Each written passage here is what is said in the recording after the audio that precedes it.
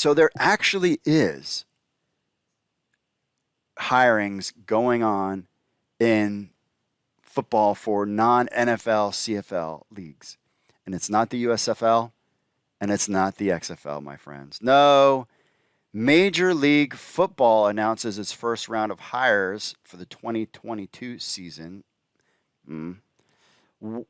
What is what's more probable? If I was a betting man, is Bitcoin reaching $100,000 or MLFB playing a season in 2022? I'm going with Bitcoin. Heck, I would even say Dogecoin to $1 before MLFB plays a down of football. I hope I'm wrong, but this is what I get. But they did hire some people, announced its first round of hires in preparation for the 2022 season. The report came in their 8K filing this past week. The SEC requires public companies to report significant events to the shareholder. This is what the 8K is. Josh Davis has it all there. They officially announced their first hires. Mike McCarthy. Wow, that's huge. No, not the head coach in Dallas. This guy, Mike McCarthy, I would change my name to Michael McCarthy, has been at NFL camps and scouted for both sides of the Spring League, according to Frank Murtha. Let's see who he's got. Oh, let's see. He has been with the MLFB in a scouting position for over a year, but today is official as hire. Mayfield Armstrong has been a doctor in sports for decades. Having him as a medical and training director is a great move as well. Those are the two ones. Frank Murtha told Josh Davis via text that more hires are coming soon. Their SEC 10K filing announced that they would be slowly releasing updates leading to their 2022 season. The filing also shows they've secured $750,000 to put towards funding the league. That goes with the $1 million they have received that was mentioned in the previous 10K. The stock and SEC reports can be confusing. They're reading like a grain of salt as I'm just learning. We'll see what happens if they hit the field, but those are two hires that they made for the season for MLFB. If you're thinking that they're going to hold the field and have some kind of season with $1 million in their pocket, I'm going to say I don't really think so, that's going to be the case. I would love to see it. Having a couple of these guys. Let's see here. Yeah, so Mike McCarthy, not that one, has 37 years of executive experience in professional football as a personnel director in the USFL, AFL, NFL, and CFL. He served as general manager for 6 CFL teams, with his teams participating in 8 Grey Cups and winning 5, and signing Rocket Ismail of Notre Dame for Toronto's 1991 championship team. He also scouted for the New England Patriots, San Diego Chargers. Mike has been labeled by members of the Canadian media as the best evaluator of talent in the CFL. He spent the last 4 years scouting talent for the registrant in both the NFL, CFL, and other leagues. Mike began his career as a graduate assistant at the University of Oklahoma under famous coach Barry Switzer. Very cool there.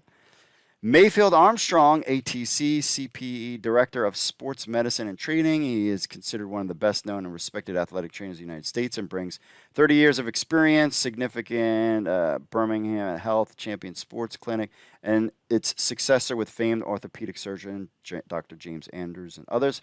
Serves as a head athletic trainer for NFL Europe for 12 years, consulted for colleges, the NFL, and NBA in numerous capacities.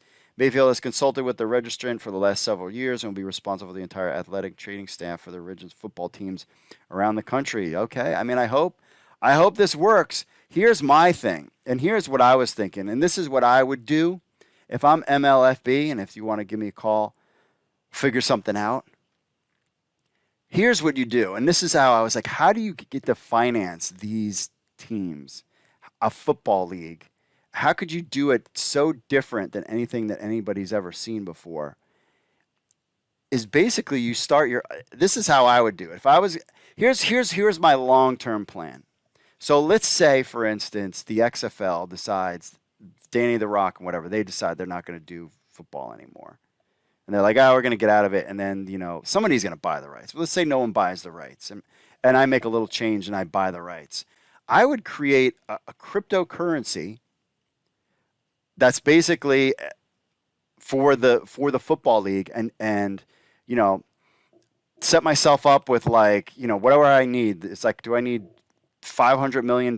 So I'd get 500 million of these coins or whatever, put them out there, and hopefully, I mean, you think about some of these cryptocurrencies that have a market cap of $300 million or something like that. Now, granted, you don't keep all the money, but if they get a value, if you could use that as a way to finance your league, as the value of the coin goes up, the more money you have in the pocket, players get the coin, and potentially the coin is related to ownership and teams. So you would use that coin to have just like you would shares, like the way MLFB is doing it.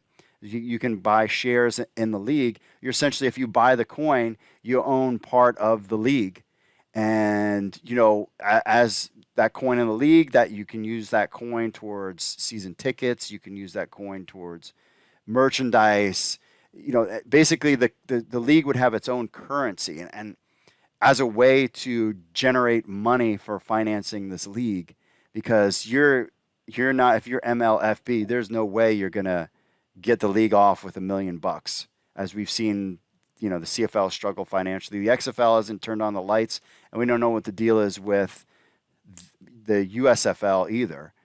And we'll get into other football leagues here in a second. So it's very hard and it's very expensive to run a football league. Having $1 million and a athletic trainer and a scout isn't going to get you very far. So, but we wish Major League Football the best of luck. We'll just have to see about the 2022 season.